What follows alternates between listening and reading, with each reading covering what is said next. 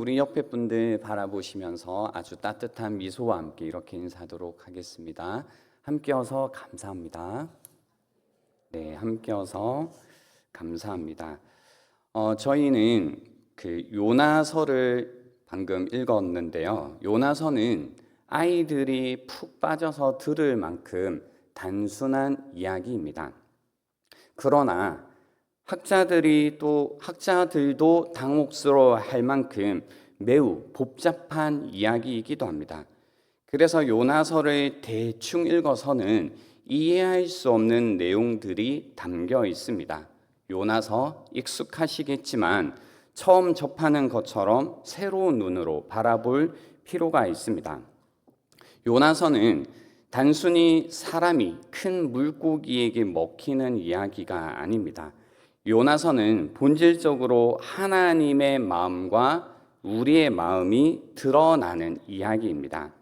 그래서 때로는 놀랍게 되기도 하고 때로는 불편한 이야기로 우리에게 다가옵니다.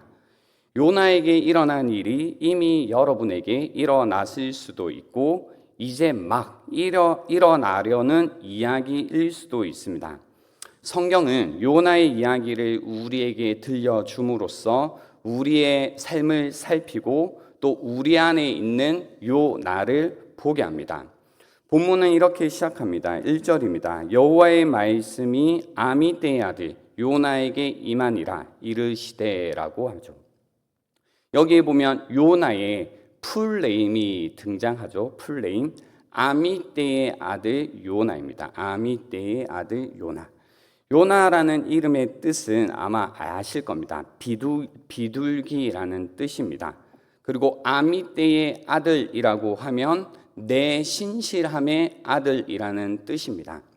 비둘기, 우리가 생각하는 비둘기의 이미지는 뭔가 평화롭고 아름답고 이런 이미지지만 이 당시에 그 비둘기라는 이미지는 어리석고 감각 없는 이미지였습니다. senseless죠. 이렇게 감각이 없는 겁니다. 그래서 요나서를 읽어 보시면 요나는 그의 이름값을 합니다. 그러나 얼마나 요나가 어리석고 감각 없는지와 상관없이 아미떼의 아들, 그는 하나님의 신실한 사랑의 자녀로 대우받습니다. 요나서를 통해서 하나님이 우리에게 주시는 격려는 비록 우리가 요나처럼 어리석고 감각 없이 살아가지만 하나님의 신실하신 사랑은 우리를 결코 놓치지 않는다라는 사실입니다. 이 사실을 우리 마음에 담고 이어서 이야기를 보시겠습니다. 2절을 한번 보십시오. 너는 일어나 저 큰 성읍 니느웨로 가서 그것을 향하여 외치라. 그 악독이 내 앞에 상달되었습니다 하시니라 라고 하십니다. 여기서 하나님이 선지자 요나에게 주신 사명은 분명했습니다. 일어나 저 큰 성읍 니느웨로 가서 외치라입니다. 일어나 가서 외치라입니다. 옆에 분들에게 한번 인사하겠습니다. 일어나 외치십시오라고 한번 인사해 주시기 바랍니다. 네, 일어나 외치십시오. 잘 기억을 해두시면 좋습니다. 요나는 보냄을 받습니다. 어디로 보냄을 받냐면 그 악독이 하나님 앞에 상달되었다라고 하실 만큼 그 당시 가장 크고 가장 악하고 가장 사나운 도시인 니느웨로 보냄을 받습니다. 그리고 그 도시에 들어가 모두에게 회개하고 하나님께 돌아오라고 선포하라는 명령을 받은 겁니다. 여러분 한번 이 명령에 내가 순종한다라고 상상을 해보시면 예상되는 그림이 있습니다. 조롱당하고 비웃음을 사고 최악은 투옥이나 죽음일 것입니다. 때로는 이처럼 참 받기가 어려운 하나님의 사명이 설명도 위로도 없이 우리에게 올 때가 있습니다. 혹시 요즘 이런 하나님의 말씀을 받아보신 적이 있으십니까? 이 말씀을 받았을 때 요나는 어떻게 반응을 했는가? 3절을 한번 보십시오. 그러나 요나가 여호와의 얼굴을 피하려고 일어나 다시스로 도망하려 하여 욥바로 내려갔더니 마침 다시스로 가는 배를 만난지라. 여호와의 얼굴을 피하여 그들과 함께 다시스로 가려고 백삭을 주고 배에 올랐더라라고 합니다. 하나님이 일어나 가서 외치라라고 하셨다면 사실 우리의 예상은 이러합니다. 뭐죠? 그래서 요나는 일어나 갔다여야 되죠. 가서 외쳤다여야 됩니다. 그래서 성경의 다른 이 케이스들을 보면 방금 말씀드린 패턴을 늘 따릅니다. 엘리야 선지자를 한번 보면요, 열왕기상 17장 8절 10절 말씀에 이런 장면이 있습니다. 여호와의 말씀이 엘리야에게 임하여 이르시되, 동일하죠. 너는 일어나 시돈에 속한 사르밧으로 가서, 동일한 명령이시죠. 거기 머물라. 내가 그곳 과부에게 명령하여 내게 음식을 주게 하였느니라 라고 명령을 하시자, 사명을 주시자 10절에 보면 그가 어떻게 해요? 일어나 사르밧으로 가죠. 그죠? 이게 이제 사실은 패턴입니다. 하나의 패턴인데요. 하나님이 일어나 가라 하시면 그래서 일어나 가는 것이 정형적인 모습입니다. 그런데 충격적으로 오늘 요나는 일어나 가는 게 아니라 일어나 도망을 칩니다. 어떤 이의 제기도 없습니다. 자기가 왜 그러는지 동기에 대한 설명도 없습니다. 그냥 너무나 태연하게 반대 방향으로 떠나버립니다. 혼자서 아마 모든 계산이 끝났던 것 같아요. 그러니 어떤 얘기도 하지 않고 그냥 태연하게 하나님께서 말씀하신 반대 방향으로 떠나버립니다. 니느웨는 동쪽인데 서쪽 끝인 다시스로 갑니다. 이런 거죠. 강릉으로 가라고 했더니 어디로 가나요? 영종도로 가버리는 겁니다. 이것은 단지 지리적으로 정반대 방향일 뿐 아니라 영적으로 하나님과 정반대의 길을 선택한 것입니다. 이러한 요나의 선택과 관련해서 흥미로운 표현이 있습니다. 그 흥미로운 표현은 3절에 나왔던 마침 다시스로 가는 배를 만났다라는 겁니다. 그가 이제 도망치기 위해서 갔더니 마침 다시스로 가는 배를 만납니다. 배를 찾으러 내려갔고 마침 거기에 다시스로 가는 배가 있었습니다. 이 장면에서 우리가 이렇게 주목할 만한 내용이 있습니다. 뭐냐면 이겁니다. 하나님에게서 도망치고 싶다면, 그렇다면 언제나 우리를 태워다 줄 배가 마침 기다리고 있다라는 겁니다. 언제나 준비된 무언가가 있다라는 겁니다. 하나님께 불순종하려 한다면 마침 그 불순종을 행할 수 있는 자리가 생깁니다. 기회라고 생각하시면 안 됩니다. 타이밍이 좋다라고 착각하시면 안 됩니다. 그것은 죽음으로 향하는 마침이고 죽음으로 마치는 마침이라는 겁니다. 이어서 보시면 또 흥미로운 표현이 이겁니다. 이 선택과 관련해서요. 여호와의 얼굴을 피하는 선택을 하게 됐다라는 겁니다. 이 표현을 통해서 요나는 하나님이 주신 사명뿐 아니라 하나님의 임재 자체를 거부하는 태도를 보입니다.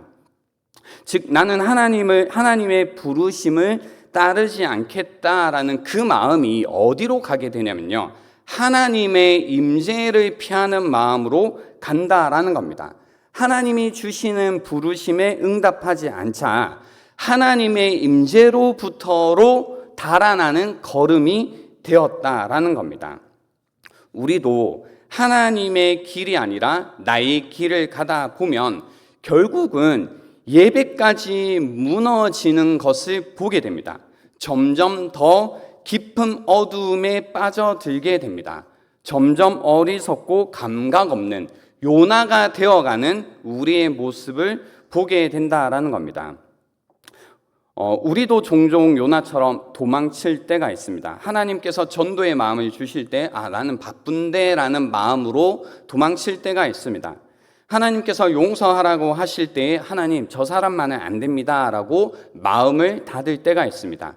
하나님이 예배 자리로 기도의 자리로 부르실 때에 세상 일로 바쁘다라는 이유로 도망칠 때가 있다라는 겁니다. 우리는 한 번씩 예배에 올 때마다 우리의 삶의 방향을 점검해 봐야 됩니다.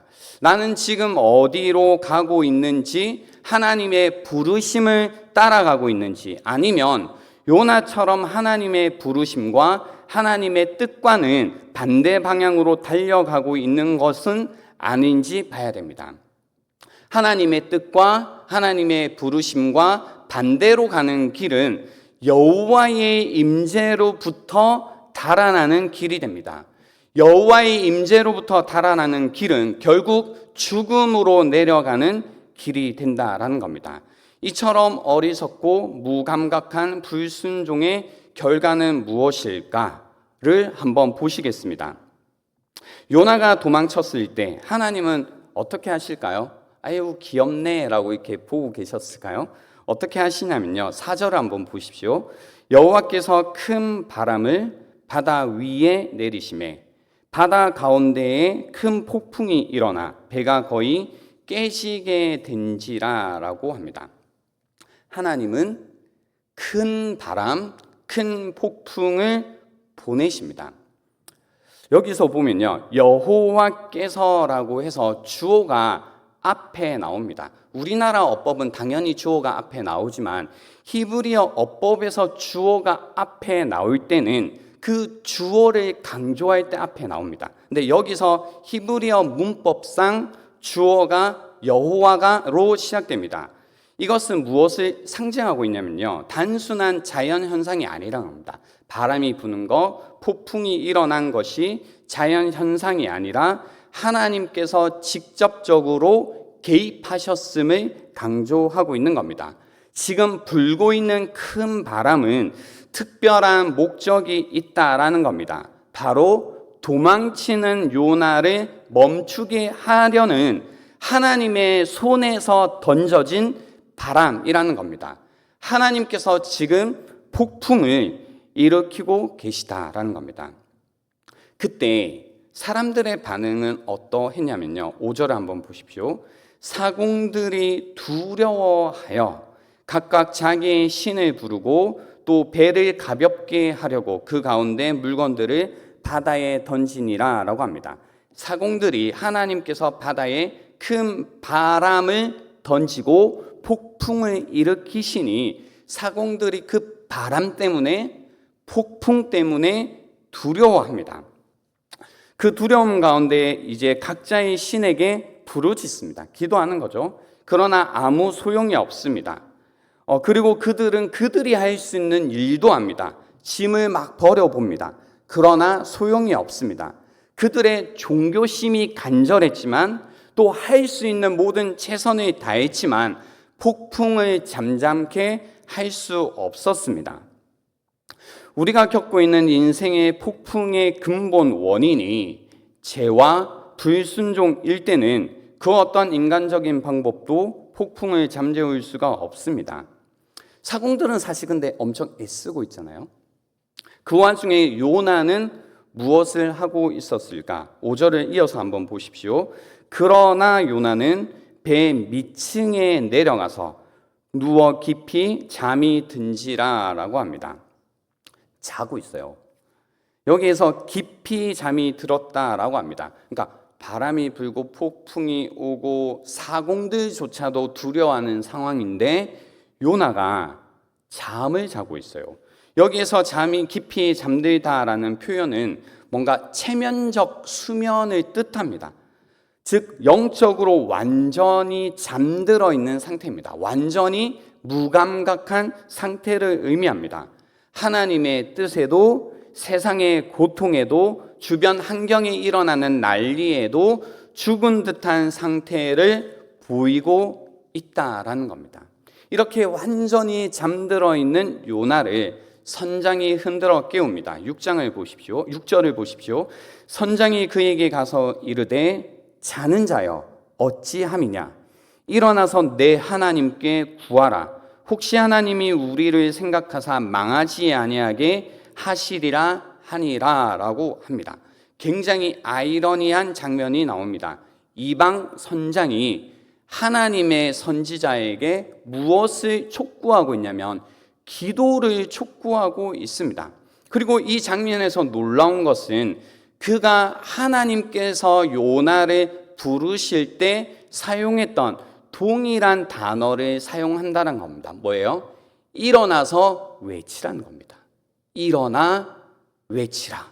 이 말을 들었을 때 요나는 아하 했을 겁니다. 세상이 오히려 이 장면을 통해서 우리에게 주는 얘기는 마치 교회를 향해 이렇게 말하는 것 같습니다. 잠들지 말고 깨어나 기도하라는 겁니다. 혹시 우리의 영혼은 깊은 잠에 잠들어 있는 것은 아닌지 돌아봐야 됩니다. 우리가 잠들어 있기에 하나님의 뜻에 무관심하고 또 세상의 고통에 무감각한 것은 아닌지 우리의 삶을 돌아봐야 될 겁니다. 하나님의 부르심이 분명함에도 불구하고 우리가 영적인 무감각 가운데 깊이 잠들어 있는 것은 아닌지 우리의 영혼이 언제나 다시 일어나 하나님께 구하는 자들 되어야 할 것입니다. 선원들은 너무나 궁금했을 겁니다. 이 난리가 이렇게 해도 안 되고 저렇게 해도 안 되니 분명히 영적인 무언가가 있을 거다라고 생각했던 것 같습니다. 그래서 제비를 뽑아 범인을 찾기 시작합니다. 제비를 뽑자 제비는 요나를 가리키죠. 그러자 선원들은 그에게 다급하게 물어봅니다. 너 누구냐? 넌 직업이 뭐냐? 너는 도대체 어디서 왔느냐라고 물어봅니다. 그때 요나의 고백입니다. 9절을 보십시오. 그가 대답하되 나는 히브리 사람이요 바다와 육지를 지으신 하늘의 하나님 여호와를 경외하는 자로라라고 자기를 소개합니다. 그죠? 나는 히브리 사람이요 바다와 육지를 지으신 하늘의 하나님 여호와를 경외하는 자다라고 이야기합니다. 지금 입술로 뭐라고 고백하고 있냐면 나는 여호와를 경외한다, 여호와를 두려워하는 자다라고 고백을 하고 있지만 실제 그의 현재의 삶은 어떠한가요? 그 여호와로부터 피하고 있습니다. 요나는 여호와를 경외한다라는 고백은 가지고 있지만 여호와를 두려워하고 경외하는 삶은 살고 있지 않는 겁니다. 폭풍이 점점 더 거세지자 선원들은 요나에게 묻습니다. 11절을 보십시오. 바다가 점점 흉흉한지라 무리가 그에게 이르되 우리가 너를 어떻게 하여야 바다가 우리를 위하여 잔잔하겠느냐라고 묻자 요나는 12절에 이렇게 대답합니다. 그가 대답하되 나를 들어 바다에 던지라. 그리하면 바다가 너희를 위하여 잔잔하리라.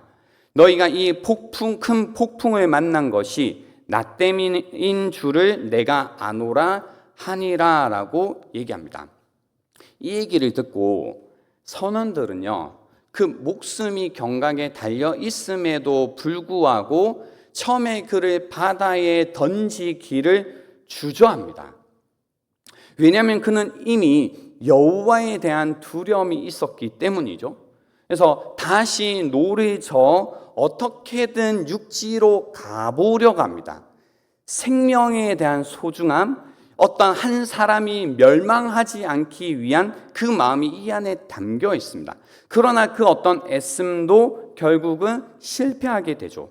그래서 이렇게 여호와께 기도합니다. 14절을 보십시오.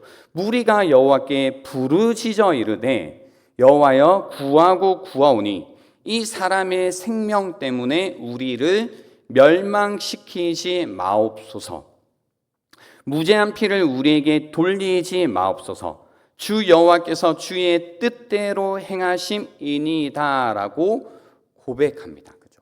여호와를 두려워하는 마음에 여호와의 뜻을 구하고 여호와의 생각을 구하고 그 가운데 겸손하게 주의 뜻대로 행하시기를 구하는 이 마음이 여호와를 경외하는 마음, 여호와를 두려워하는 이들 마음 가운데 일어났다라는 겁니다. 결론은 아시죠? 15절을 보시면 요나를 들어 바다에 던짐에 바다가 뛰노는 것이 곧 그치니라 라고 합니다. 요나를 바다에 던지자 그 순간 바다가 잔잔해졌습니다. 이는 하나님이 정말로 창조주이시며 바다와 바람을 다스리시는 그 폭풍과 큰 바람까지도 다스리시는 분이심을 분명히 보여주는 겁니다. 이 장면에서 우리가 주목할 것이 하나가 있습니다. 뭐냐면 이겁니다.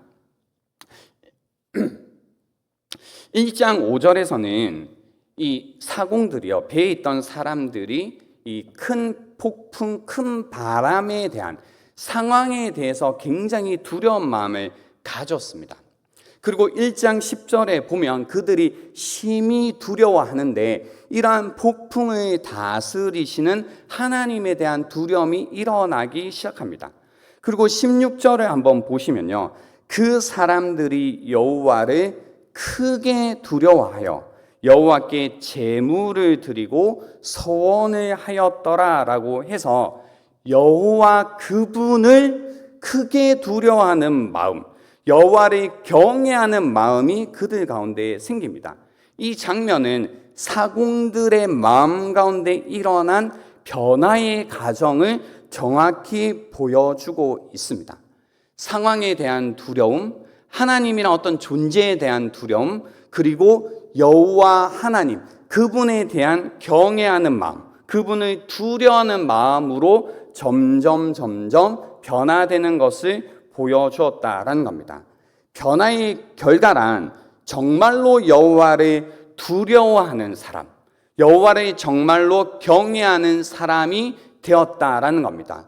여호와를 경외하는 마음 가운데 여호와의 뜻을 구하는 자들이 되었다라는 겁니다. 이 장면이 우리에게 던지는 질문이 있습니다. 바로 우리는 점점 여호와를 두려워하는 사람이 되고 있는가입니다. 상황에 대한 두려움을 넘어 그냥 막연한 두려움을 넘어 점점 여호와를 두려워하는 자가 되고 있는지를 묻고 있는 겁니다.